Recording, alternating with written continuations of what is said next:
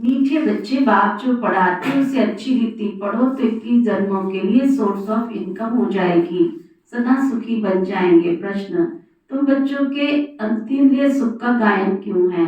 उत्तर, क्योंकि तुम बच्चे इस समय बाबा को जानते हो। तुमने बाप के द्वारा सृष्टि के आदि मध्य अंत को जाना है। तुम अभी संगम पर बेहद में खड़े हो। जानते हो हम अभी इस खाली चैनल से अमृत के मीठे चैनल में जा रहे हैं। हमें स्वयं भगवान पढ़ा रहे हैं। ऐसी खुशी ब्राह्मणों को ही रहती है, इसलिए अतीन्द्रिय सुख का गायन भी तुम्हारा है।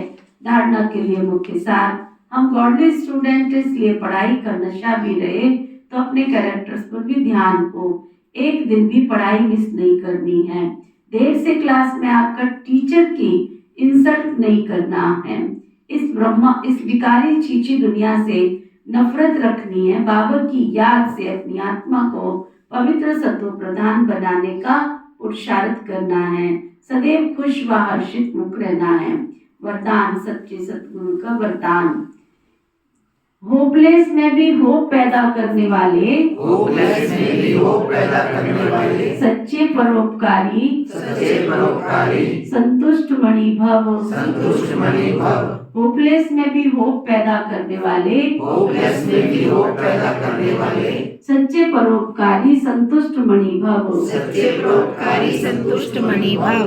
त्रिकालदर्शी बन हर आत्मा की कमजोरी को परखते हुए उनकी कमजोरी को स्वयं में धारण करने व वर्णन करने की बजाय कमजोरी रूपी कांटे को कल्याणकारी स्वरूप से समाप्त कर देना, कांटे को फूल बना देना, स्वयं में भी संतुष्ट मणि बन संतुष्ट रहना और सबको संतुष्ट करना, जिसके प्रति सब निराश दिखावे, ऐसे व्यक्ति व ऐसी स्थिति में रहने वाले के लिए आप आशा के दीपक बन जगाना अर्थात दिल शिकस्त को भी शक्तिवान बना देना।